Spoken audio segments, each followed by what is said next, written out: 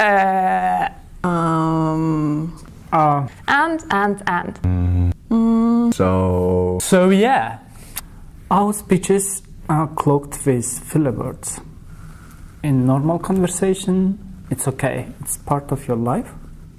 But when you're delivering a speech, delivering a presentation or an interview, it really distracts attention of your listeners. So removing those filler words can be done by conscious efforts. The R-counter role is to watch everybody who's speaking at the meeting and keep track of all of the filler words that are used and make a note of them and tally them up for each speaker. There are two ways of delivering an R-counter report. In one, you can be very specific, and in another one, you can be general. I think when you give an R-counter report, it's really good to be general in terms of the people that were doing the filler words during the meeting, but it's also important to be specific in what filler words were used and also try and give an idea of the context.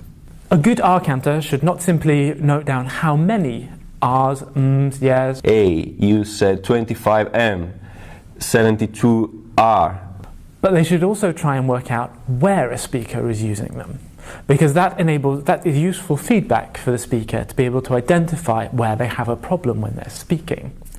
Is it in their transitions when they're going from one topic to the next? Is it when they're talking about a specific subject that maybe they're uncomfortable with?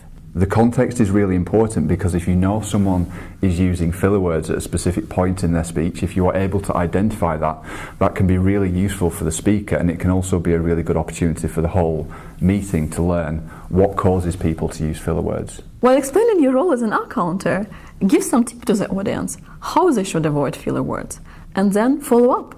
Does it really work? Do you think it helps them with not using filler words? As a suggestion for you who thinks that you are making lots of filler words, a personal experience, I filmed myself and then I wrote every word I said.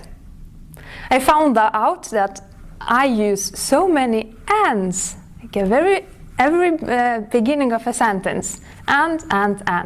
That helped me a lot. The tip that I can give you is to use pauses instead of filler words, and that makes much more easy to avoid the usage of these sounds.